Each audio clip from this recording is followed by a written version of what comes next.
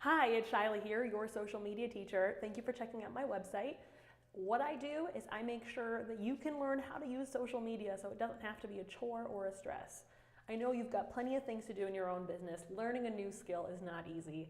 I am a former teacher that has had her life changed by social media as someone who didn't have a lot of friends growing up, who was, I don't know if I was a loser, but I didn't have a lot of friends. I found people I connected with using MySpace. And how does that connect with my social media life? Well, that community needed an online home. So I made a MySpace group for my community and managed it as a 14, 15, 16-year-old. And my community loved it. I was engaging them. I was posting regular content for them. I was getting them excited for our community and our own hobbies.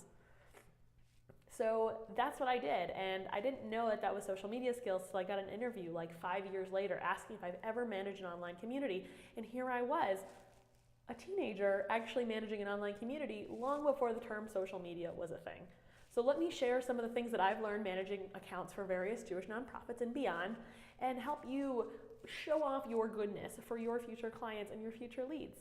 Talk to you soon. Thanks for coming. Bye.